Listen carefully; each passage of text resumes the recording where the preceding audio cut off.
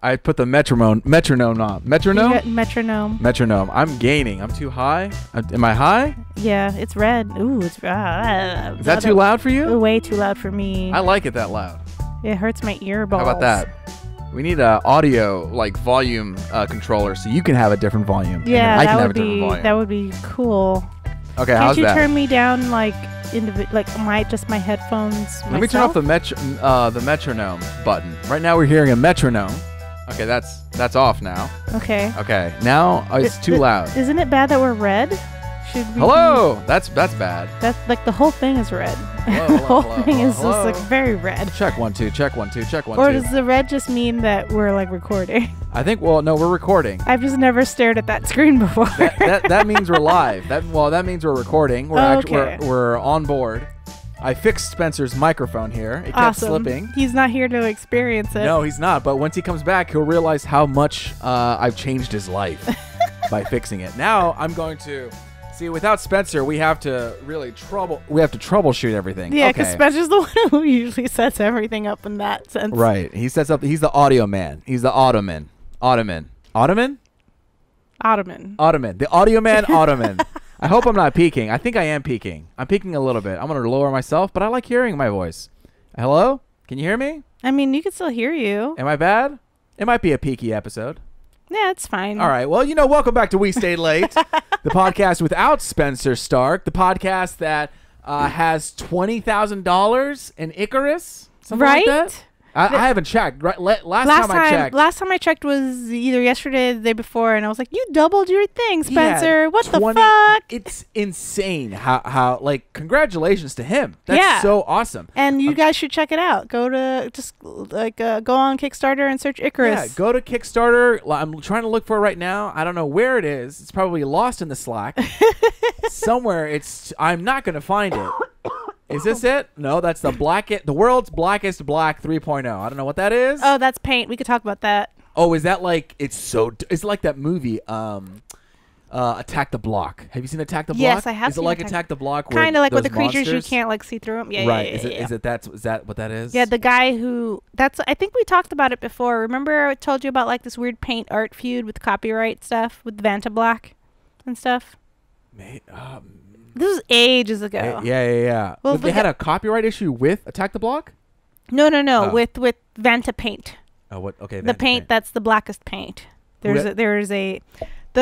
just do a quick summary. Essentially, this company, this like scientific research company, made the blackest black paint, and they called it Vanta Black. Perfect. And it's like kind of toxic, but like if you paint something with it, it looks like a void. It's like it's like incredibly dark. This artist named Anish Kapoor, I believe that's his name. Okay. He bought the trademark and copyright to use that paint, and he said no other artist can use this paint but me. Well, because he bought it. Okay. And everyone, of course, this pissed off artists everywhere, like, what the fuck? What do you mean no one else could use this paint? But he bought the rights to the paint from the scientist group. Like, they're like, oh, yeah, it's his. He can do whatever he wants with it. And if he doesn't want to share it, he doesn't have to. So did somebody else make up, like, okay, well, I'll make up my own formula. So that's exactly what happened. This guy named Stuart Stipple was just like, well, fuck you and your Vanta Black. I'm going to make the second closest blackest black paint. And it's non-toxic. It smells great. And the other one was toxic? The other one was kind of toxic. Like, it was like, because it was like made by scientists who were like, we made this by accident.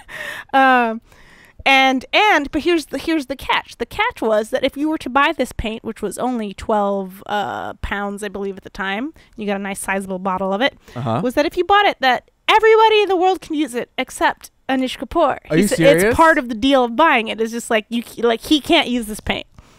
It's part of the agreement, which is perfect, hilarious.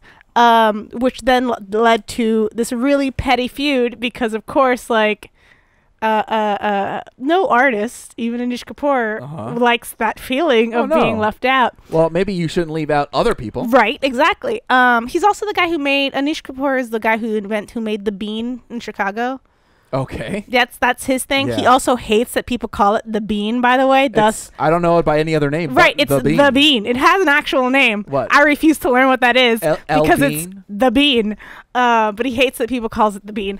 He's that kind of artist. So Stuart Stipple. So at some point, one of Anish's like underlings bought him the paint, and he like took a picture with it, like, haha, I have the paint. Well, can they sue him now? They're like, well, now we're coming to sue you. No, because it's just like, it's again, like, what you do is you stay petty. So this guy, Stuart Simple, he started making all the paints. So he said, I'm making the pinkest pink, the greenest green, the reddest red. Like, so he started doing the guy who did the blackest black is now doing the Yeah. So he made all the colors, same, and all of his products have the same rule, that Anish Kapoor can't use them. Beautiful. But since Anish got a hold of the blackest black, right. He made so Stuart made a glitter, like a glittery glitter. Okay. And because when Anish got the paint, he stuck his finger in it and did like a middle finger fuck you thing with it. Okay. So Stuart Sipple made this like glittery glitter made of essentially like very tiny bits of glass, like for real glass that you could use in your artwork and make things shiny and stuff. But it's like dangerous because it's tiny shards of glass. Right. And he essentially made that. He was like, Anish, stick your finger in this. Kind of like one of those, and you're like, haha, that's hilarious. Yeah. But like, and so like the feud has kind of gone back and forth. Like he's also been like, let's all meet at the Bean. Like he made a Facebook event to just be like, so it's stuff like that. The bean is called Cloudgate. Yeah, it's the Bean. Cloudgate? Boo. The Bean? I love it. The Bean is way better. The Bean is way better. I'm over here DJing. And so as a result, like the Stuart Sipple has continually improved on his Blackest Black formula. So now he's just recently released Blackest 3.0. Okay. And I'm planning to buy a bottle soon because it's cheap. Like there's cheap paint. Really? Yeah, I've painted stuff. Like if you ever watch Mike Falzone's videos, sometimes in the back of of it you see like a weird black and white painting. I did that using the Blackest Stuart Sipple's Blackest 2.0 paint. How much is it? How much are we talking about? I think last time it was like $12. It was $12. It's cheap, man. I mean, mind you, it costs a little more to ship because it's in the UK. But I mean, like all the butt paintings I did were all Stuart Sipple paints. No. Which all his colorful paints all kind of smell like bubble gum. Well, that's beautiful. Yeah, like it's a Kickstarter. Yeah, so I thought, he's kickstarting it. I just saw it, the World's Blackest Black 3. Okay, so this one funded in 38 hours, so I don't need to Kickstarter it. Well, I guess if I pay it, I can get it early. Yeah. I mean, he'll still sell it. Like he's like right. Well, I've been trying to get into. I've been painting to relax myself. It's really, here's the thing though, like if you paint, like it's really, really dark. It legitimately, like, here's the thing though, it does look like very matte. Yes. So it looks better if you're painting like actual objects. Like, so if you paint like something that has like a 3D thing and you paint with it, that's when you really see how dark it is. It makes it like almost like a flatter image, right? Yeah, but it's flat. There's no sheen or shine to it. So he also sells like a kind of a coating to make it like shiny so that it could last, because it's not like something you can't paint something, leave it outside because it's matte. So it's porous. Oh, I never knew that. So if you he has a sealant if you want to coat it, but it kind of loses its like effect when you do that. But it's there if you need it. But like again, it's cheap. They're acrylic paints. They're cheap, non-toxic. Except I think maybe the orange. He says he has a warning on the orange and the red, like, hey, don't like eat around. Like those two are kind of like maybe because they're the brightest of bright versions of their colors. Wait for like 4.0 or something like that. Yeah, but I mean, like in general, if you're painting, you probably shouldn't have food around anyway. No. But I know many of artists, including myself, who've had a cup of tea near their paints and accidentally dipped their paintbrushes in their tea, and they're like, "Well, I just ruined that." I would have been drinking the paint. No, not. Well, I've heard of some people doing that too, like picking up the wrong cup. Right. But like it sucks when it's like I have a mug like around it. I'm like not thinking about it, and then I just go bloop, and I'm like, oh fuck, that's my tea. Gonna have to heat that up. Gonna have to wait 10 more minutes for the heat to cool down a bit, because when you have tea, you can't have tea right away. You gotta wait. Yeah, I think I saw like some meme of like the ratio of like when tea is good. It's like too hot. 10 minutes of it just being right where you have that window, and then suddenly way too cold, and you're like. I saw this thing online. I think on Instagram. Where you put it's like a coffee cup, you put it on this like pad, and then it keeps the temperature at like interesting. So if it gets too cold, it heats it back up. If it gets too hot, it cools it down. Interesting. I kind of like that. Or it might be also a mug too. I imagine someone. Yeah, I'm sure it's like a set. Why put it on a plate when you can put it in a mug? So I'm sure there's different kinds. Interesting. The technology is out there. Fancy tea people. Yeah. My mom scolded me for like I was. Oh my God! I used to make my tea in the microwave. God forbid. The microwave? Who, you? Yeah, because I was like, who gives a shit? Because I'm like, I just need it to be like. You just need to be warm. Because here's the thing. Also, like, if I did it in the microwave, I'd get it to the right temperature immediately, and just like it would be fine. You don't have to wait. And it would brew. Like, here's the thing. I would brew it too. So it'd be like, put it in cold, put it in, and brew. And I'd take it out. I'm like, oh, perfect temperature, and it's brewed. Yeah. But apparently this is like a big faux pas and a big sin, and like if like people would be like about it. So I was like, all right, including my mom apparently, because when she visited, she was just like, "What do you mean you don't have a kettle?" And I was like, "Why would I have a kettle? I have a microwave." She's like, "You don't even heat it up, like boil the water on the stove?" And I was like, "That takes forever. Why would I do that?" And she's like, "Well, I'm gonna get you an automatic kettle." And she got like, we went around the stores. I didn't know why. She was like, "Can we go to Target?" And I was just like, "Why?" Or first she wanted to go to IKEA, and we went to IKEA and we looked around. She's like, "Oh, it's not here." And I was like, "What are you looking for?" And she's like, "I want to surprise you." I was like, "Okay." I was like, "Let's go to Target." And then she got the kettle. I was like, "You really want just like it's great. I use it all the time. It makes fast hot water." We definitely have a kettle at our house, but we didn't buy it. Someone else bought it. Yeah, it doesn't seem like a purchase you make for yourself. And then I was like, okay, I guess I'll start using it now. But I'll tell you what I did start getting into: French press. I've heard if you like coffee, that sounds like the way to go. Someone was demonstrating it at work. They're like, "Oh yeah, let me just show you," and they showed it to me, and then I tasted it, and it was delicious. Like, because usually when I drink coffee, I'm like, okay, I've tried to go black on coffee.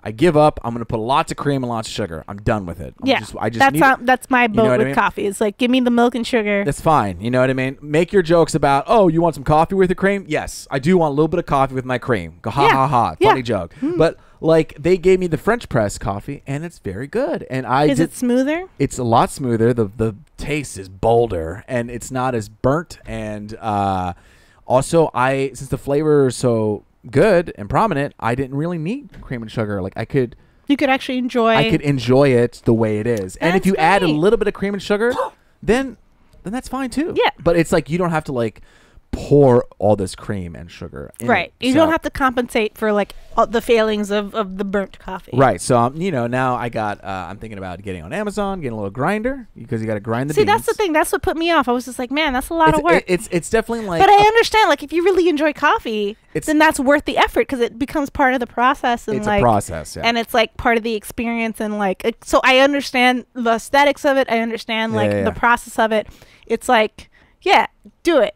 For me, since I'm not a big coffee like I said, when I have coffee, it's milk and sugar. It's a café con leche. It's not like, so like for me, not worth it. However, but like whenever I see people who do it, I'm like, I see why you enjoy this. It's nice. I tried cold brew, not for me. Cold brew makes me shaky. Cold brew's too. It's like a mix of too strong and way too bitterer for me. You gotta put that cream and sugar in. Yeah, it's just like, I'm like, nah, I'm not into this. And then I tried that butter coffee. I tried that bullet butter coffee. Butter coffee. Oh, it was like a trend in LA for like a hot second. It's not. You don't put butter in this. You put butter in your coffee. It's supposed to be like. Apparently, it's something about the fat in the butter. It's like doing like but it's like a special butter. It's not just like regular butter. It's like the type of fat that your body likes, kind of thing. But if you ever hear anything called bullet coffee, okay, it's like them putting like, uh-oh. I think we're still recording though. It's just our headphones that are off. Can you hear it? Yeah, because I'm looking at the little signal, and the signal's still going. I'm sorry. So it's there. Oh, there we go.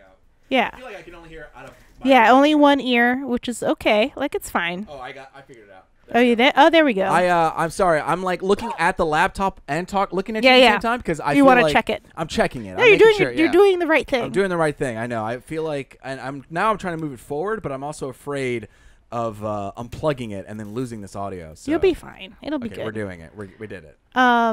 But yeah, like it's the theory is something about like you add this like stick of butter to the coffee, and when you have it, it like boosts your metabolism in a way that like does something like I don't know. It's like kind of like an Atkins kind of situation with the coffee. Yeah. Like that kind of thing. And I tried it, and it was just I didn't like the taste at all. I don't hesitate to say disgusting, because I wasn't sure. Maybe I just had a bad bullet coffee. Right. I don't want to dismiss it like outright.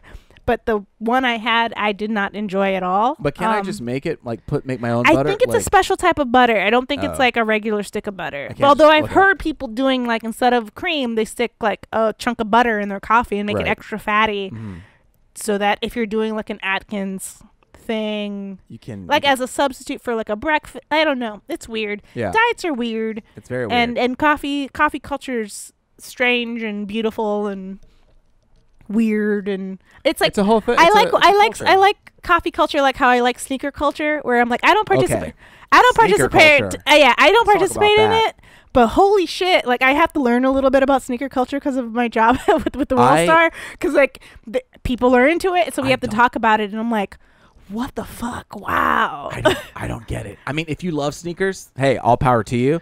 I don't get it. I mean, I look at them and they all look the same to me. I feel like it's like it's just another collectible. So like if you have a thing where it's like you like toys, it's a collectible. It's a collectible, and people like there are limited edition numbers. Okay. It's like but it's also like, so there's people who always buy two because they want to wear them, because part of the flex is being able to wear and say, look, I got this shoe. Right. But the other part of the culture is the collectible part, where you want to keep them preserved so you can sell them later. Oh my God. And I'm hearing about people who go in, they'll buy like 20 of them. Yeah. And then they'll upsell them. Oh, yeah. To people. It sounds crazy. It sounds like people they're do like though. These people who are like, you know, whatever, like this, they're nerds. These are nerds. Oh, yeah. It's a collectible fashion culture sneaker thing. Yeah. Every once in a while though, I'll see a shoe where I'm like, damn, I want that shoe. But then I'm like, damn, like it's not for your regular consumer. Like I really wanted those Spider-Man shoes from Spider-Verse. Yeah. He wears like particular Nike that they made for the movie, and then Nike made it. Yeah, because they were like, because he wears like a certain brand of Jordans. Cool, yeah. Like it was already a shoe that existed. Right. And when the movie came out, they're like, we'll make another like batch of these shoes to tie in with the movie, because why the fuck not? Why not? And I was like, I want a pair of those shoes. That's pretty rad. Gone. Really? Gone so fast. But that's also like you're combining nerds who collect and sneakerheads. So you're like, oh fuck, no one's way gone. You're not getting those like, shoes. hello, we have these gone. They're like, ooh, like yeah. So it's like, but I want a pair. I want a pair. I mean, that's kind of cool. I want a pair but I want a pair so I could like wear it in cosplay. And then I can listen to Post Malone and then like try to sing the song and not really know the song. You know? So you finally saw it? I did. I finally saw it. Oh, wasn't it wonderful? It was amazing. I loved it. It comes out on DVD in March, so I'm really excited. Beautiful, because I just watched it and I want to watch it again. Me too. So now I've been itching to watch it. Like I wanted to see it in the theater again. So I was like half glad that I was very glad it got nominated for all the awards, but that also kept it in the theaters longer, because normally that movie would have come out in February as a Blu-ray, right? And so I was like, shit, they're keeping it in theaters longer so people could go see it for like their nominations. I'm like, that's good. That makes sense. But I'm like, but I want it. I want it now. I don't like buy DVDs and stuff that often, but this one I'm like, I want it so I could just kind of leave on. Yeah, it's exactly leave it on. It's beautiful. It's just so pretty and so cool, and what you can do with like 3D and it's so good. Yeah, no, I really enjoyed the movie, and I don't know what else to say. I mean, you guys talked beautifully about it, and it's a fantastic movie. But we didn't talk about the plot because we didn't want you to know the plot. Maybe should we wait for Spencer? I mean, yeah, we could always. This is next time. An ongoing thing. Are we ever? This could be like the new Potter thing, where every other podcast we are we going to talk about Spider-Man? We could talk about Spider-Man and how Miles is wonderful, and like how they like, oh man, it's so good. It's very good. I love it. Okay, great. Oh, sorry. I'm very scared about this. I'm scared about it. Do you want to test it? Do you want to pause? Should we pause? We could pause. There's nothing that says we can't pause, and you could test it, and then we see. Okay, we'll be back.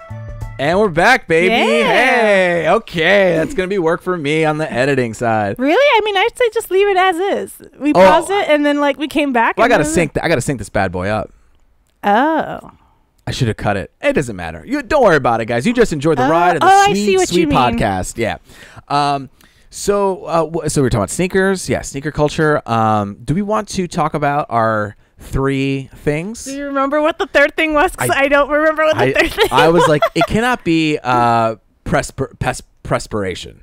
Perspiration? Perspiration. That's sweating. We're not talking about that. You know what's funny? I totally forgot that Spenser was out of town because like when you asked me, I was like, why don't you just ask Spenser? Isn't he in the building with you? He's not here. And then like, I think a couple hours later, I saw like he posted on Instagram and like, I was like, oh, you're not here. Yeah. So I was like, oh, I forgot you were on vacation. And I was looking at, Spenser's Icarus, and right now it's at $20,879 with 528 backers. 18 days to go, ladies and gentlemen. I did make a purchase. You did make a purchase? Yeah. I expect that to hit in March. I was just like, ooh, this is confirmed. I'm going to. I did like the middle one. The middle one that comes with the like pad. Oh, that's nice. Yeah. I was like, nice. I'm not gonna go. Pandora's box is a little bit out of my range. Pandora's box 190. That's great. Out of my range, but the one underneath it, I was just like, you know what? I could do a deluxe. I'm not making 80K. You know what I mean? I'm not making 80K yet. If I make 80K, I'm getting the Pandora's. I mean, that's Pandora's a sweet fucking box. Yeah. So like, it's cool. But exclusive. I was like, ooh, comes with sneakers. Little out of my range. So yeah, check that out. Go to Icarus. Go to Kickstarter. Just Google it. Google Kickstarter Icarus. You'll find it. I want to play it again, but I want I want to play it 2 more times in the podcast, but I want each of us to take turns being like the leader. Oh, you mean like playing Spenser's role? Yes. Whoa. Because I want to learn how to do it. I kind of want to learn too. Because I want to learn how to because I feel like it's not to keep pitching his game, but I feel like it's a perfect game for like taking like if you're on a world. If you're on like a road trip anywhere, not like or like camping or something, and you're hanging out in a group and you want like a game to play throughout the whole trip. And I want to learn how to do it so I know how to play so I can know how to lead it and introduce it to more people. Yes. And I'm like, so I want to learn how to do it, but I also want to do that like while Spencer's around to correct. You're like, well, you go first, or like you made it sound like that. Yeah. It's like I want like training wheels. We should do on how to do it. Even though, like, I'm pretty sure, like, you just read the book and you're like, and here we go. But I just want, I'm like, well, if you have the creator of the game around, why not be like, hey, teach me how to be a DM? Yeah, exactly. I want that too. I want to learn how to be a DM in general. And I feel like this is also a good way to like learn how to do it. I think it's like a gateway, to it, because you're not completely controlling the world, but you are like managing it. You know what I mean? You are like setting the guidelines. I watched the Critical Role. Not the Geek and Sundry. The Geek and Sundry version of the game, where like the other guy who's like helping make the game, and watching them play it, and I was just like, oh, okay. So like it's kind of neat to see how like other people control the game. And I was like, oh, okay, I feel this. This is cool. But it was also weird to be like, I'm so used to Spenser running it that I'm like, oh, this feels weird. Where's Spenser? It was very weird. I'm so used to him running it. And like, and it's funny. They were like very clear about some of the rules. And well, they did harsher rules. Like they didn't share each other's motives. Right. Like they kept their motives hidden. They what else did they do that was very different? The hidden motives, and there was something else that which was part of like you can do it as part of the. I forget what it was, but it was something else, and I was just like, "What do you mean you're not going to share your motives?" I was in my head. I'm like, well, "How are you going to make a group story if you don't know what the character?" And I feel like that's a very more like it's a different type of game. It's a different type but it was also like it still worked because I was just like, "What do you want?" You know? Yeah, no, it was a different type of game, but it was. It was good. It was like a different way of approaching it. Yeah, but it was good to see that. I'm like, oh, good. It does definitely work overall, not just because it's Spenser. Right. So that's doing well. Ruby's doing well.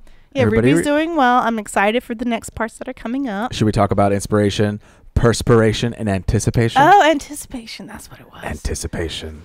Yeah. So I guess we're talking about Ruby. I guess we should talk about precipitation. Precipitation.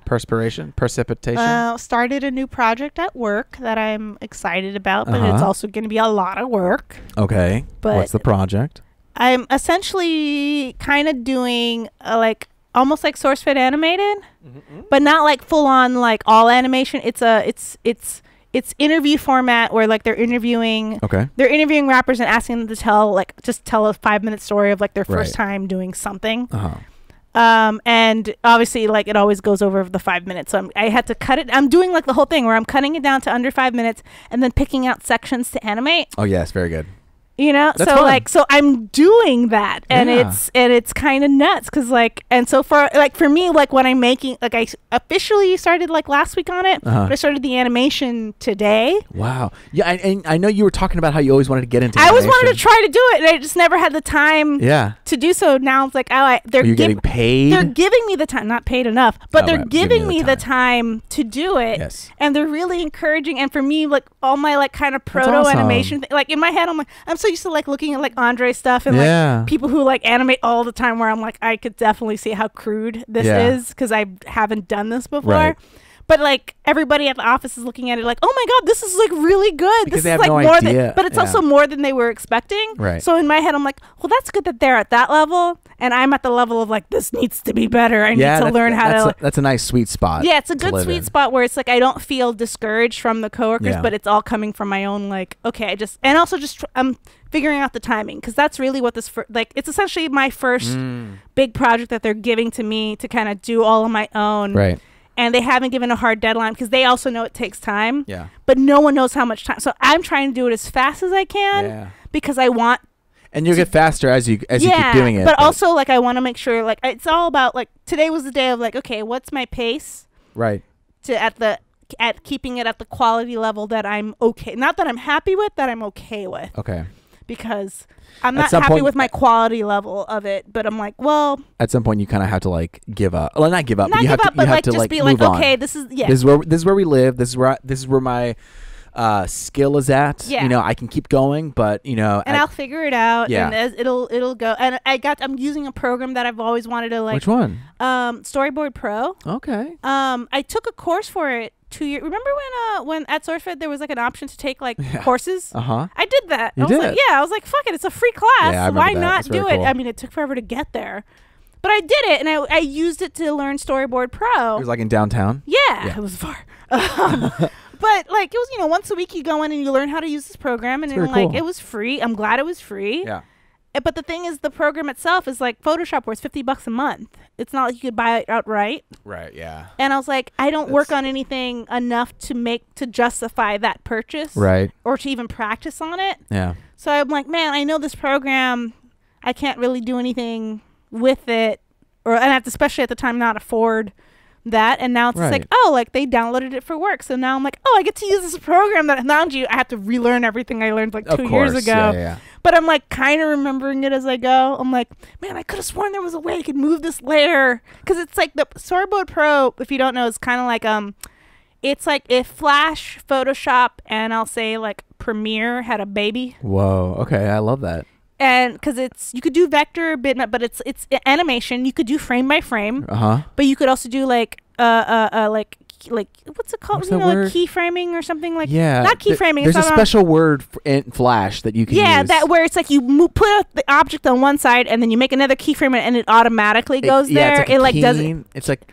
Keying? No. It might be keying. I'm not an animator, so I don't know. But I forget the word, but there's a word where it's just like you put a thing here, you put a thing here, you press a button, and it moves it for you. Right. You set the A point, the B point, and then it moves it. Yeah, and then it does the keyframing for you. Right. That's there is a. I feel like it's keying. It might be. It just doesn't feel like the right word. No, it doesn't. And so like it's combining that, but you could still also do the frame by frame. You can see your onion skinning, but you could also do layers. You could bring in your audio, like Premiere, like you could could really. It's pretty robust cool animation program, but it's also the company's baby program, because their main animation program is called Harmony, and that's like the Maya of like animation, where you're like, oh god, this is a complicated fucking program. In that program you could do like rigging and stuff, and that's like taking those other 4 things and then adding After Effects to it, and that's like industry standard. Like most industry animation companies use Harmony.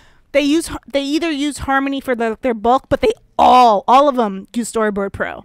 Okay, so we're talking like Comedy Central, Nickelodeon using Storyboard Pro. Yeah, they all use it to do their storyboards. Okay, because storyboards. Like that program is robust enough that you could do legit animation in it. But so people do basic stuff, but they also do like when you see those rough animatics outside of like Disney, which actually still draws it by very hand. rough. Yeah. But like whenever you see like behind the scenes, like their storyboards are usually done in Storyboard Pro. Like it's just set up really wonderfully for it.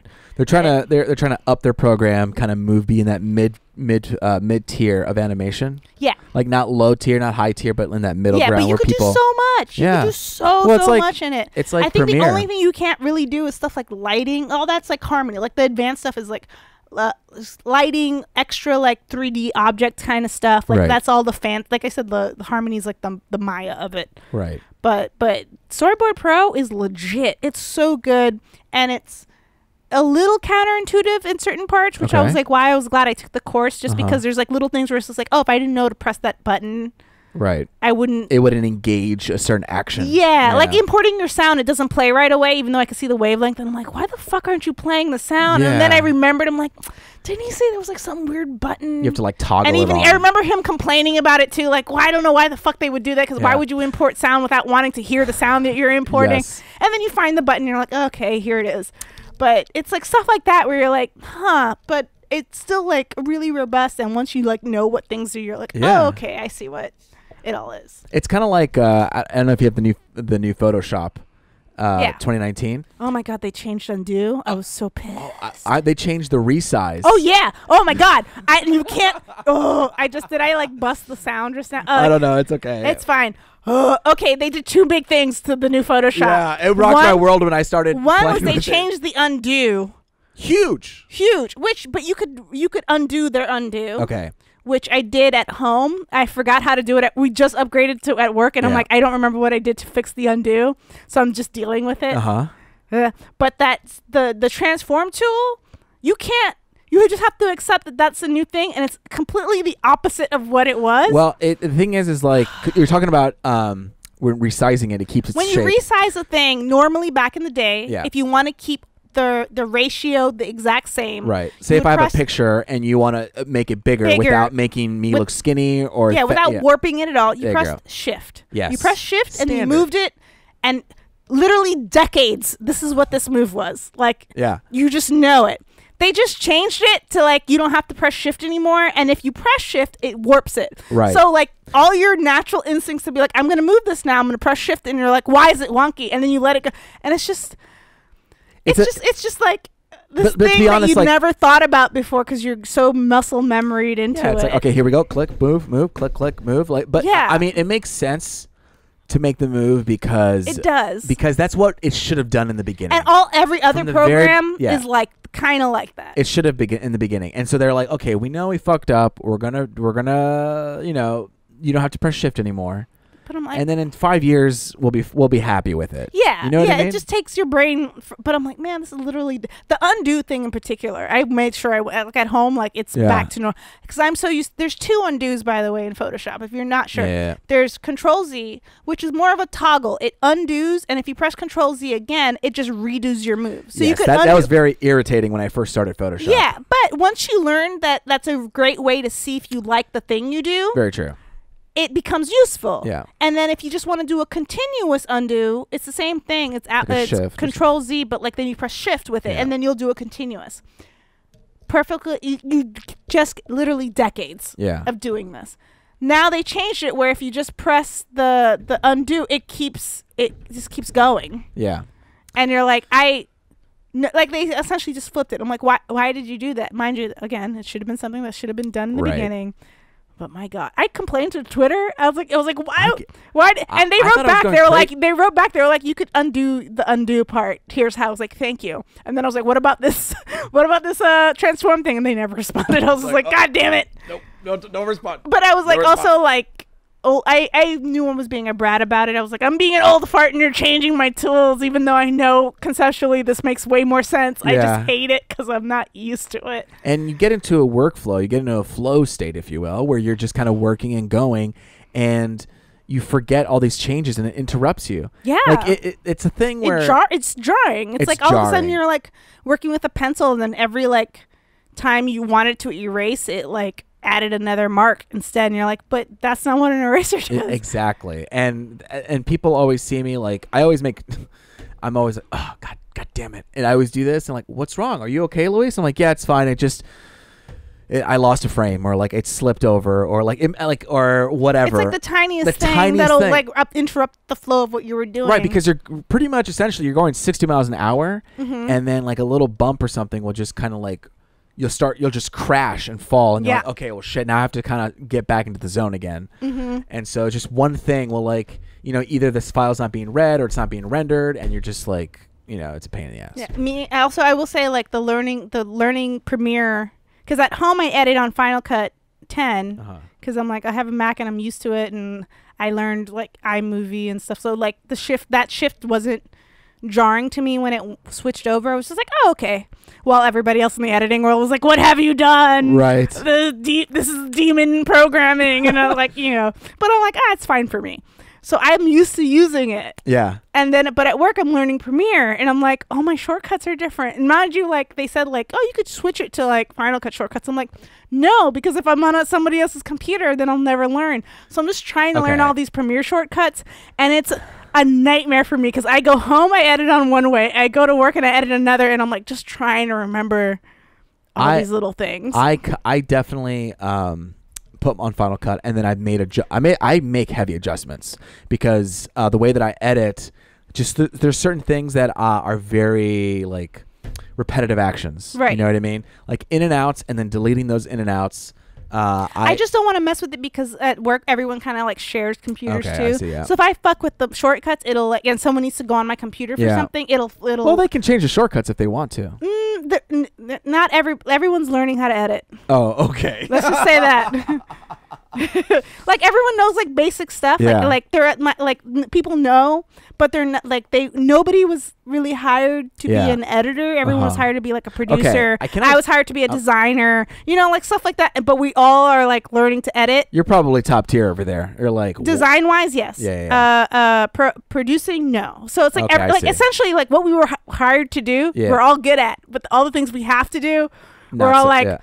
Okay, we're all learning this. Cool, right. cool. Here we go. Let's figure this out. And so that's why it's like keeping everything kind of consistent makes sense. So I'm also like, that's also why I do want to learn the Premiere stuff, just so I'm like, if I learn it and I know it, and then if I have to change it, then I'll at least know what I'm changing. Right. Instead of just like, Yeah, that's true. Like figuring out that like the delete key in Premiere isn't the same. Like there's, because the long keyboards. Yeah. So like I was trying to do the thing where you delete like a thing and it automatically like moves the timeline, and I'm like, why isn't and I was like, why isn't it doing it? And she's like, you're not pressing the right delete. I'm like, why would I have to touch that delete? Why can't I use this delete? What if I'm at home and I have my short ass keyboard? And she's like, it won't work at home. And I'm like,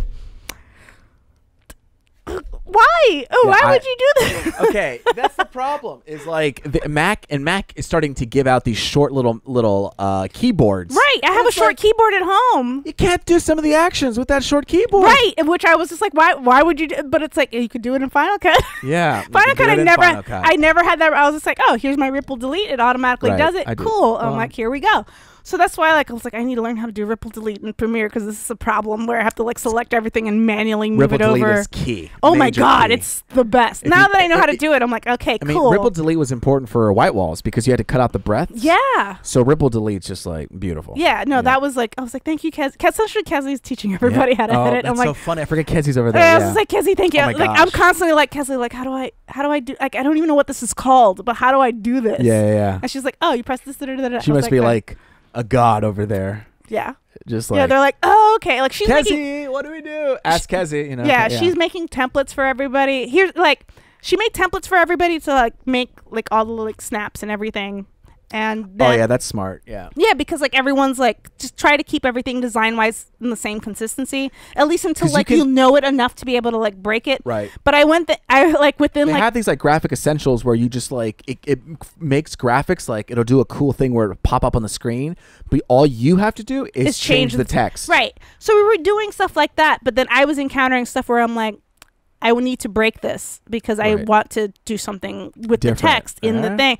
And I was like, and so like I just like, Kezzy, how do how do I do? And she's just like, oh, you have to learn how to use the text tool. And then I think one day she was out, and I really needed it. I was just like, fuck it, and I just went on Google. I was like, how do I break? And as soon as I figured out how to break it, I was like, I'm never using this template again, because then I was able to like do way more things. Yeah. And then when she came back, she was like, how are you doing that? I was like, I'm not using your template. She's like, oh, good. Yeah. Like, I'm glad. It's like it's like, oh, you're learning, good. As long as I stay consistent with like our stuff, then it's fine. Right. And just like a couple weeks ago, other people were like, how are you doing? And they're like, you got to break the template. You got to break it. And like, we're starting to show them how to use like the type tool and stuff. And they're like, oh my God, this is so much fun. I'm like, isn't it? Yeah. But then we have to, like, then all of us are like, you have to be consistent though. You can't just like.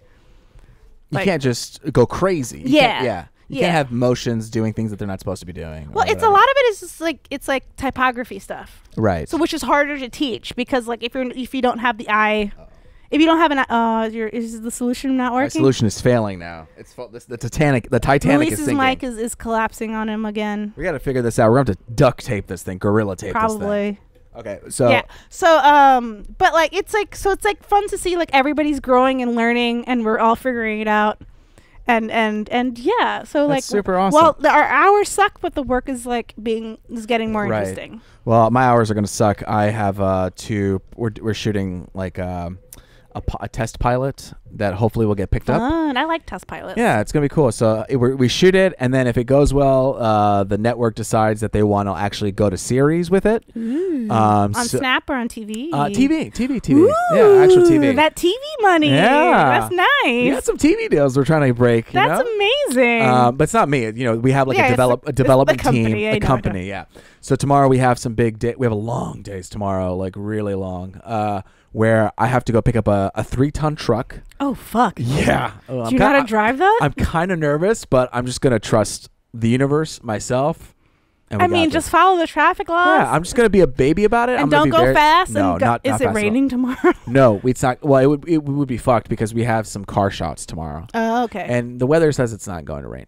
But we're going so I'm picking it up at 9, and since it's a night shoot, we're going till 2 in the morning. Oh, shit. So really the crew doesn't get there till 2, and then we leave at 2 because in film, by union laws and just by courtesy laws, you can only work 12 hours straight. If you go over, it's like you have to pay a ridiculous amount of money. Right, because it's like you're not allowed to do it, or you pay a lot of money. And then after that, you have to give the crew 12-hour breaks before they can come back on set. Yeah. You know? So if we cut Union rules are great. Yeah, what's great? Because then you Unions get tired. Unions are good for people, anyway. You get tired. You get tired and you go home and, you know. You don't want to have injuries on set and things like that if people can't, Or if someone's tired, really tired, they're going to fall asleep in the wheel and then, like, hurt themselves. And we're offering, like, you know, if you're too tired, we'll give you a lift because obviously, please don't get in an accident. Yeah. So I got 2 long days ahead of me.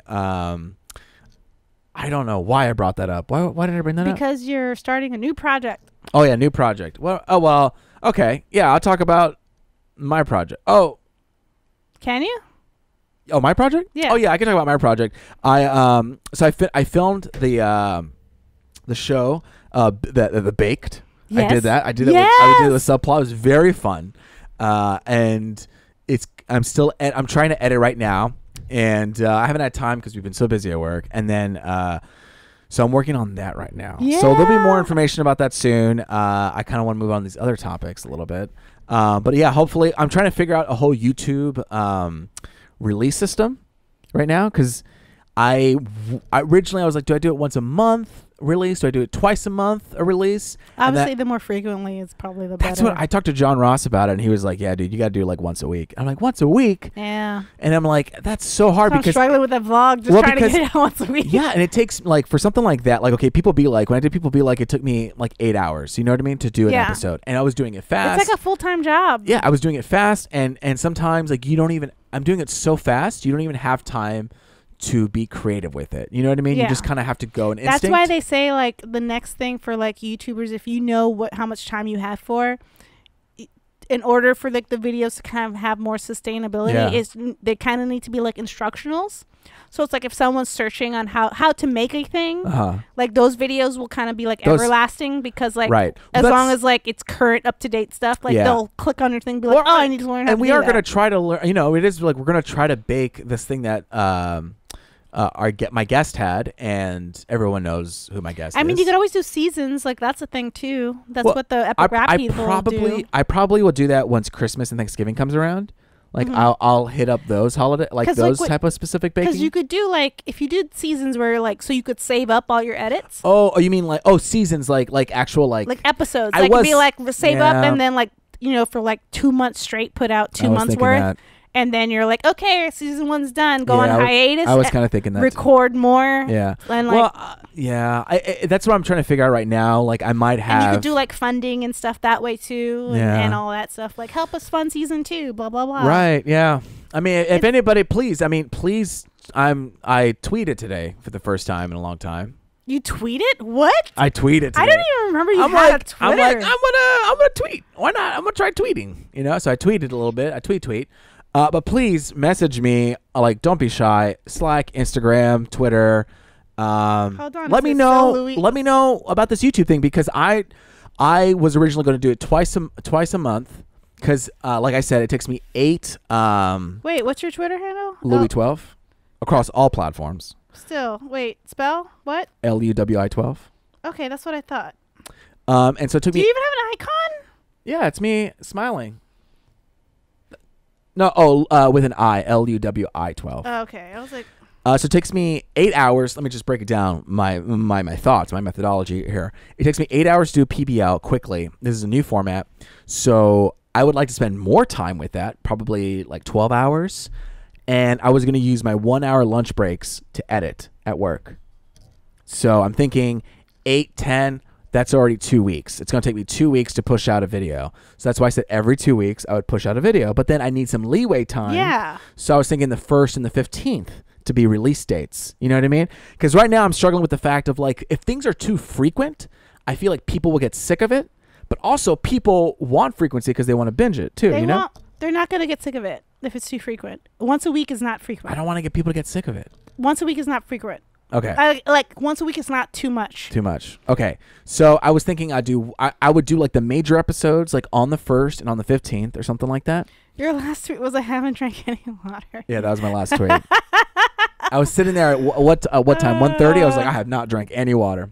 Oh, that's so funny. Okay. And cool. so I figured, okay, the 1st and the 15th I release these videos, and then in between maybe I can have like something called baked leftovers, and then it has like stuff that you wouldn't have that got cut off from the episode. That's fine. A lot of like short, like 2-minute videos. A lot of places do that. Okay.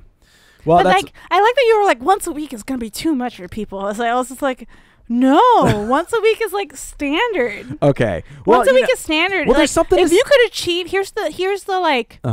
The like golden, like, if you can do, that's why like people are like, if you did daily, that was like daily is a lot. I feel like that's too much. There's people who do daily though, and it's like, it's nuts, but they all cut back. They do it for like maybe 2 years tops, and then all of a sudden they're like, I'm burnt out, and it's like, no shit. Yeah. Well, and I can't expect you can't expect me to watch it all the time. But a lot of people do. Like, it seems like the like maybe the main, if you don't have like a big crew. Or even then, all these people who do this do have a big crew. It's usually like a twice a week situation. Well, that's the thing. Which is like a Monday, like they do like a Monday, Thursday release thing. Right. And normally it's like something that's always set. Right. And then the other thing is more like casual. Okay. Or they share it. Like say what you call it, the Green Brothers. Uh-huh. They've been doing twice a week forever. Yeah. But their twice a week is literally them talking to the camera, talking about some random thing for like literally 4 minutes. I feel like as time goes on, I might like respond to, like, I might just have a session where I'm like responding to people or something, you know. Binging with Babish is the other big cooking show, and they do once a week. Okay. Which is like, holy shit, because it's a production. Yeah. And they're in betweens, like they'll do like live things where they'll just cook live with people. Well, yeah, exactly. That's very nice. And like they'll do like outtakes and stuff occasionally. Yeah, because like I'm producing it, I'm in it, I'm editing it. Yeah, I think for you twice a month is pretty good. It's pretty, like, I don't want to push myself. I want to give. Once a month might be like too much of a gap. Yeah. Okay. But I mean, honestly, it's for your own pacing, and it also depends on like what kind of goals you want. Are you trying to like really grow an audience, or are you doing this just for you? I don't know. Maybe if you're doing it just for you, once a month is fine. Right. But if you're wanting to turn it into like a thing, then like twice a month. I don't know. I'm just trying to find ways to. Look, I love doing this, but I'm also if I can align this and get more views and get some money, like, that'd be great. Because like I can't. Like, it's so cold here right now, and I'm driving with my car without any heat. Why? Because I can't afford fixing the heat. Oh. And then my tire's flat, so like I have to refill it every 2 weeks. Oh, to fuck. and I can't just patch it because like here's the edges of it is already like balled over, and so it's I will say it's gonna take for a long time to make something on YouTube. Oh, that's true. That's very true. That's very true. That's fine. But it's like, why not? But it's nice that like when hobbies actually like. But I might make something. Right, but truly, I think it's a hybrid where like I might do seasons because I feel like I'm gonna need a break. Yeah. Like okay, I'm gonna do like 10 episodes, 12 episodes, 15, and then I'm gonna take a break. Yeah. And then. Yeah. I mean, Ruby's gonna take about a month break once this chapter's done. Right. So I could build a buffer and like kind of refresh and like work on other things for a little bit and then get back to it. Right. Because like, you need spots. We need breaks. Okay, cool. So let's see. Inspiration. Inspiration? What is that like? The stuff that you're watching that's like motivating you? Like you're seeing a new show. You're hearing some new music. I sent you this cartoon. Oh, I haven't seen it. I'm sorry. I was so busy. I was supposed to call my mom today. I didn't even call her because I was so busy today. Okay. Well, it's a new Pixar short. Okay. It's called Kitbull. Kitbull. Yes. And it's about the unlikely friendship between a little kitten and a pit bull. Aww. And it's Pixar, and that's all I'll say. Okay, I'm gonna watch it. Done in 2D Pixar. And there's also like after you watch it, they do have like a little behind the scenes segment, and it's really weird because they started off in 3D and then they went to 2D, and I was just like, what? I love that this is the way technology is going.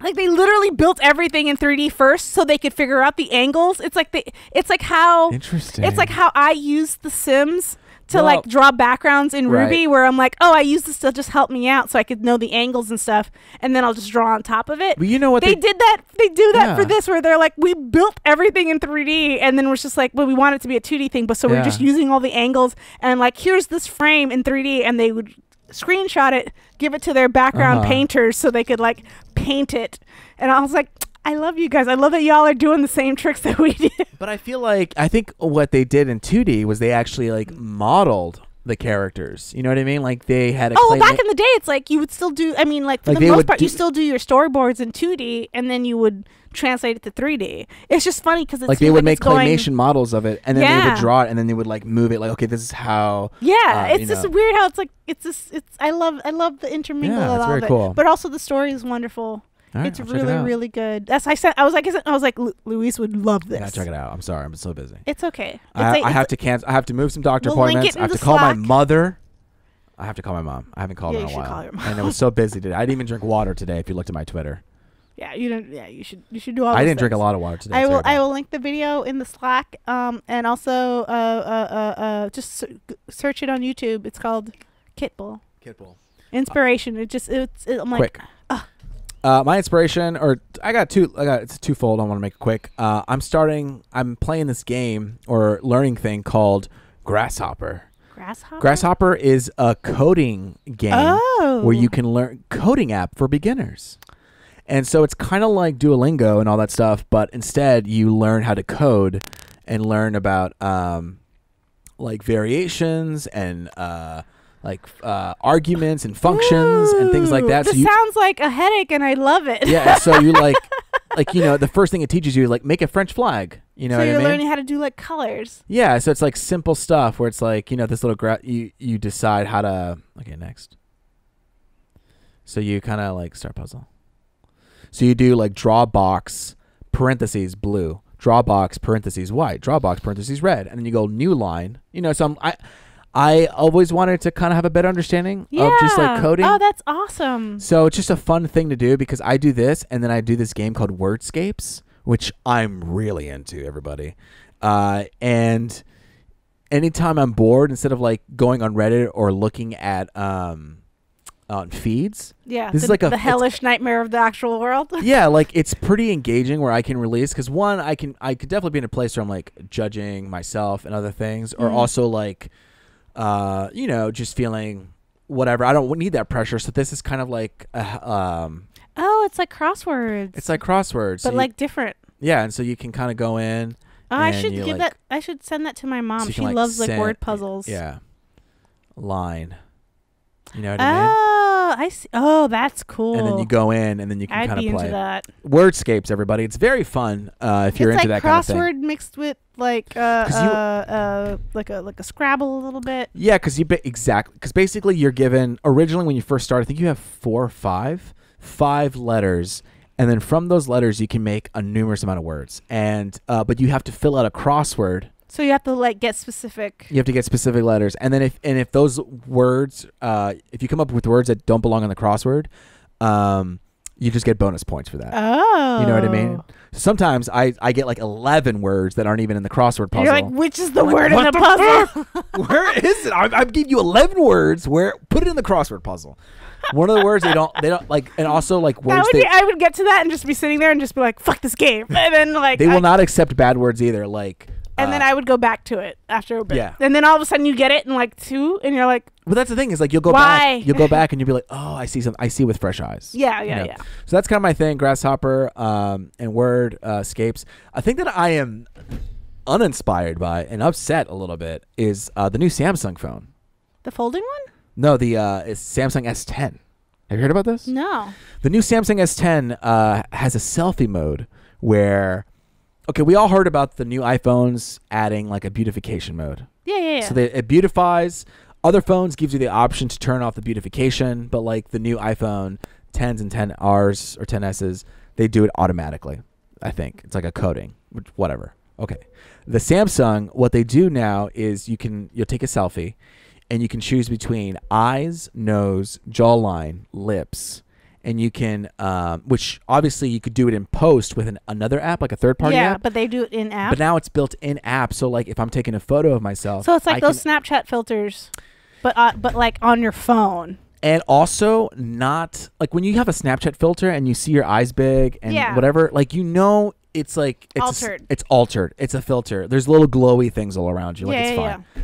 And this one is like you could potentially trick people how you look. And you can completely live in this, I don't know. You can't turn it off? You can't turn it off. Oh, okay. I feel very weird about it because it was like, this is already an issue that we have, I feel. And I don't know. I just felt very icky when it first happened. I would want to see how it does because if it's stuff like even small things where it's like, oh, my nose is a little big, so I'm going to make it small. Or my jawline. I don't like the idea of like changing your actual facial features. That's exactly what it's, and it's your lips, nose. Kind of bugs me. But if it's stuff like, well, hey, look, we're going to change the lighting a little bit better so it doesn't look like you have bags under your eyes. A part of me is just like, thank you, because you know what I'm going to do? I'm going to open up another app and take the bags out of my eyes anyway. And if you're doing that automatically, cool, thanks. And there's makeup and there's contouring. I understand, but it's just something about. I don't know. When I saw it happening, it almost was this. I wouldn't want to change my face completely because there's an app I use to help like to edit my photos. It's one of those controversial. It's like a Japanese or Chinese app called Meitu, Meitu, and you could go in there and really like fuck up your face if you really wanted to. But I use it super subtle. Like I'll use it to like. Literally, honestly, for the most part, I use it to take dark circles from under my eyes. Fine. But sometimes I take a selfie and I'm not wearing any makeup, and they have a beautify feature where it'll kind of do a makeup. It'll kind of do like a foundation on you, and I never have it full. Like they always want to do 50. I'm like 10%. Yeah. Like I don't like having it extreme, but I like a little bit of help because I'm like, oh, like I really just. Like I wore eyeliner, you can't see it in the photo, so it digitally gives me a little bit. Right. So I like stuff like that, but I like that you could control it, and I know when I go in there, I make sure that I don't change my face. Yeah. Because in that app, I can make myself taller. You could adjust your height. Yeah. You could adjust everything if you wanted to. Crazy. And I was just like, I just think that's almost catfishing in some weird way, where it's like you think. You're talking to this person and they send you pictures or you see them online on social media and then you finally meet them and you're like, oh, you look like nothing like the person. You are not this person at all. And I had a different, like, I understand we connected on a personal level, but still there's something about I don't know, I feel like I don't mind that the features exist because I mean it has to be done responsibly. Yeah, and here's the thing: for the most part, most people aren't good at it. Yeah, and most people so you'll see those. You could tell when you see pictures where people's faces are super blown out, right? And you're like, oh, that's weird. Yeah, So like, and so there's a part of me that I'm like, hey, if you're good at it, and then you also shoot a video and you don't look that different from your video, then I'm like, oh, okay, well, you figured out how to do it subtle. Yeah. And if you're doing it subtle, that's to me is like the same as makeup. So I'm like, if whatever. If it's makeup and all that stuff, I understand. I think it's just when the way they were. But if you're doing it all the time where you never really get to see your own face, like that's gonna be strange. And I feel like. But then I think that's like also like weirdly human nature. Like no one really wants to look bad, and I don't know how you come. So like if someone's making a product that leans into like people like this anyway, right? So I'm like, well, I guess. It's tough. Because even then, I just feel like we're in a place. Nothing is really I mean, you know about camera lenses. Like your lens alone will literally change your face. Oh yeah, you know what I mean. Yeah. So like, what's the difference between like adjusting a lens or adding a lens that's like a front-facing lens that the lens changes your face versus the feature in camera? It's all done as one, and this one is like it's singling out certain features with your eyes and your nose, your jawline, your lips. You're like, and if you do it subtly, I guess that's fine because maybe you're feeling bloated or whatever, and honestly, there's just something that's like, man, I didn't moisturize my face, right. And I'm like, I'd like it to be like, I don't personally wear foundation in real life because I don't like how it feels, but I'm like in a photo, like it literally could depend on because you could do like a lighting where you're like, I look amazing, and then you take a picture in like a slightly different lighting, and I'm like, I look like a beast person, so it's like. A part of me is I'm like, it's all not real anyway because there's so many real life factors that like I don't know, man. I don't know because like you could take a picture from down here and all of a sudden you're like your face is way wider than what it really is. You see those models sometimes they're like this is. Like what was it? There was that one trend. It was like 5-second diet, or it was like and it's like sucking in your belly and just it's literally just an angle of how you're taking the photo. And then when you're sitting down, you kind of see it yourself. Like, so it's like all to me, it's like all part of that illusion. Like the truth is, don't trust any pictures. Yeah. Don't trust any pictures. Don't trust any video. The only thing you could even really trust is kind of like when it's in your face, and even then. But I think we can consciously talk about this, but I think there's something. Not everybody, because everybody's different, but I think subconsciously it does something. You know what I mean? Without you knowing. I hope that the feature that you become so saturated by it, like everybody starts joining in on it, and then it becomes this weird alter thing. I don't know. But then it'll become a trend to be like, this is the natural face, no filter, and that'll happen too. Right.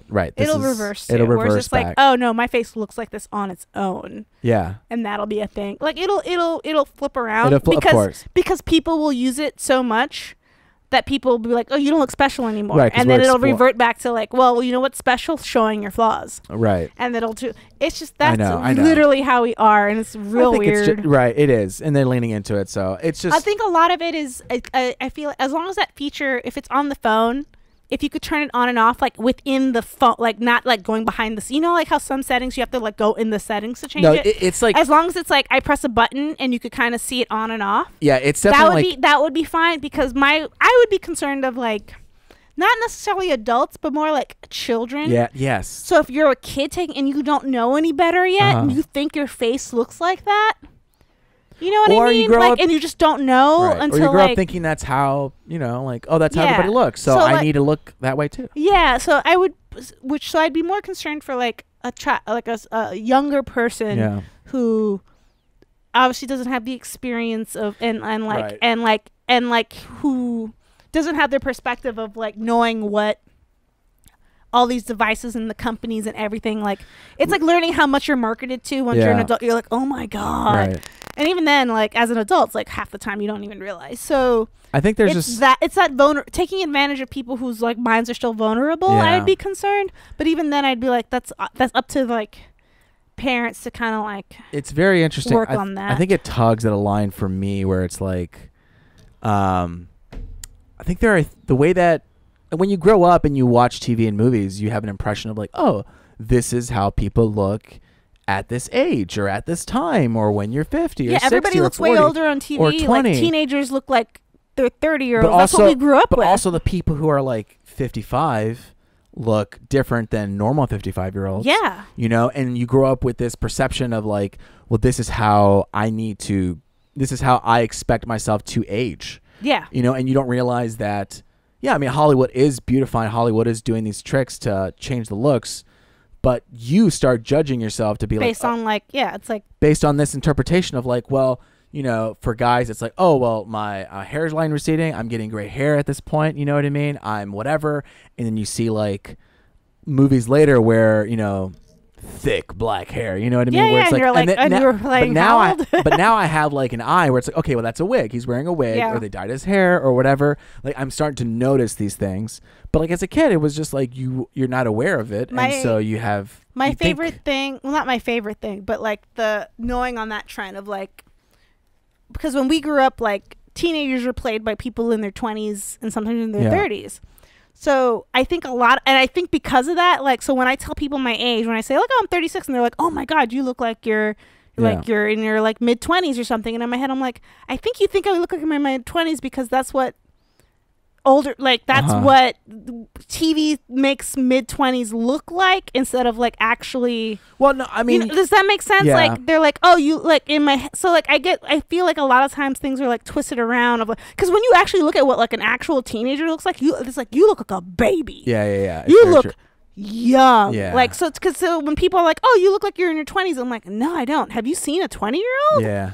They look like children. Yeah. So like it's stuff like also, that where I'm like, as we get older, we start seeing like the you know, younger people look younger. Yeah, which is like, but it's weird how like when you're growing when up, I was in like, college and I was like looking back in high school, I was like, oh my God, look at these babies, you know. And now I'm like, look at these fetuses. You know what I'm saying? I was like, oh my God, you guys are so young. Like, so I think, but when you look at like television, you're like, it looks like every like 20-year-old has like their shit together and they're like super like fancy and like you know what I mean. So you're just like, you know, and you do things to do things, and you know, I don't know, it's a whole thing. And so it tugged me at like that little part. It like pulled a line. So I don't know. That's a thing I felt. I think Apple. Today. I remember Apple catching flack for that at one of their presentations where they're like, "Look, in our in like this program, you could like, or within the app, you could like make someone smile." Yeah. Out of like you could fix like a thing and like obviously it was like a woman that they were like, look at it, and they made her smile in the phone, and people were like, the fuck is this? Yeah. What the hell? Like, and it was a bad idea. Bad idea. Yeah, that's a bad idea. A real bad idea. So it's stuff along those lines where you're like, oh, how much time we got? Oh, we're hold on. We're gonna finish in 5 minutes here. I think we got a long. We did a long one today. That's okay. Okay, anticipation. What are you anticipating? I am. Oh, what am I looking forward to? Because I did my show, so I'm like, and I'm currently doing the section of Ruby that I was anticipating before. I'm starting to work on that. What am I anticipating? I don't know. I think the summer. I think I'm just looking forward to the summer. Oh my God, it's been so cold. It's too cold. It's real cold, and I really want it to be summer, and I want it to be warm again. And yeah, I can't wait for the summer. And I would like to go to a pool party. I don't know when or how that's going to happen because my schedule is dumb. Right. But you'll figure it out. Like I'll figure it out. But like I'm looking forward to like warmth and like the sky being blue again. I cannot wait for the summertime. Right. It's gonna be great. I'm have anticipation for Captain Marvel. It's coming out. All right, 2 weeks or 1 week. It's 1 week. I think when we release this, it'll be next week. It'll be a week. Really? March. It's coming up soon. Soon. It's either next week or the week after. And I bought tickets. I'm taking a half day off of work. Oh wow, you're watching it Thursday, huh? Oh yeah, 7:00. Nice. All right, baby. It's gonna be big screen, big sound, and it's called like AMC Fan Event or something like that. Oh, you're doing one of those? Yeah, I spent a lot of money. I even have AMC stubs. No, the AMC A-list, and they're like, you can't use A-list for this, and I was like, I don't care, and so I got it. So but really it's all kind of ramping up to the Avengers Endgame, and currently I'm going through the Marvel movies.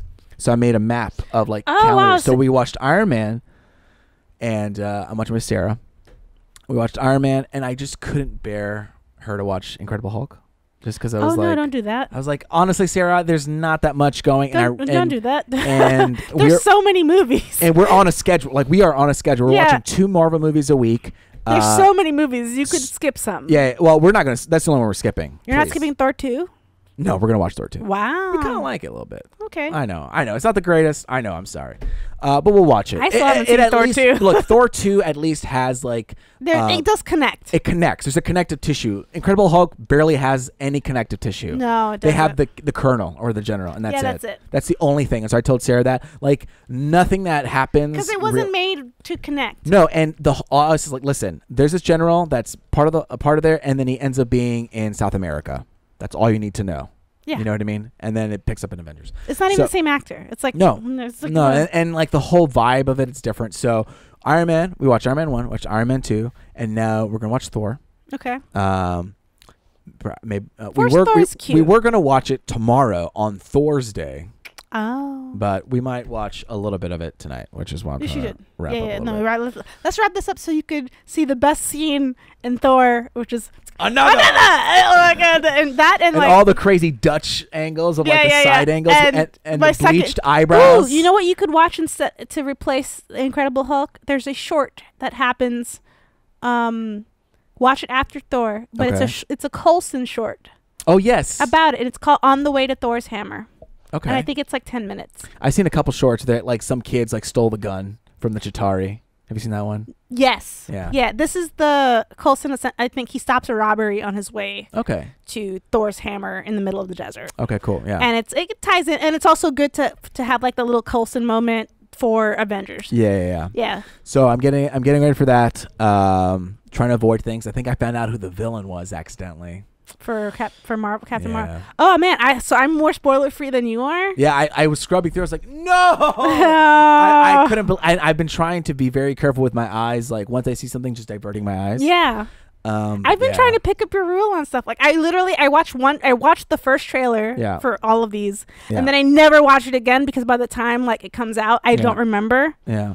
Also, I might be spoiled with something. Right. But like. It's fine. That's fine. Side note, also before we end, the new poster I see driving around here of her, I don't really like it that much because I think they have too much shadow on her face. Because they're trying to make it like darker. I know, but it just feels so graphics heavy. Yeah, it'll be fine. I want more than fine. I want amazing. It's gonna be fun. It's gonna be. I go into all of them like. I can't wait. I never go in with super high expectations. No. Because for the most part, Marvel's just like either Marvel's gonna be really, really good, or it's gonna be like that was fun. Yeah. And I'm like, I don't go. I haven't seen like a bad one. You know. Yeah. I think the sum of it makes everything else really more enjoyable for me. You know, like I think it's a special time up until we get to Endgame. Like this whole like journey will be very special and very fun. After that, like I said, I'll start splintering. Whatever. Yeah. So I don't know. It's just like it's a very cool little once in a lifetime kind of thing. So yeah. Anyway, that's it for the show today. Yeah. We're gonna. Where can we find you, Star? You can find me on Twitter at Starline X, spelled Starline X. You can find me on Instagram as Starline, spelled Starline. Yep. YouTube, Starline Hodge. Starline Hodge, but you know. RubyWhipple.com. Yeah, RUBI. Yes, RUBI. I don't know why you always keep picking names that you have to respell. This happened with Candy too. It was just like Candy Comics, Candy with an I. So it's Ruby Whipple, Ruby with an I. And I was like, okay. And what else? By Icarus. By Icarus. Go to @Spenser Starke. Right? Is that his Twitter? Yep. And I think that's his Insta too. He'll come back soon. He's coming back. By the time you probably get this podcast, just flood his Twitter with good love. You can find me at Louis12, LUWI12 across all platforms. I'm starting to tweet. Maybe I'll tweet tomorrow. You should tweet cat things. I might tweet. I might tweet. Who knows? You have so many cats. You have so many cats, Luis. You need to share them with the world. Every time you tweet them, I'm like, or like Insta them, I'm like happy. I'm gonna tweet out a good one. I'm gonna tweet out a good picture. Please. Once this gets released, I'm gonna tweet it out. Good. Go to Twitter, see this awesome, cute picture of a cat. Anyway, what else? Right? That's it. Yeah, message me about what your thoughts about YouTube thing, about my journey. Let's see what happens there. I don't know. Yeah, if you got some organizational ideas. Yeah. What do you want to see? All good. That's it, everybody. And have a beautiful day. Woo. Have a beautiful night. And we'll see you next time. Woo. Boom, baby. Snaps. We snapping here. We out.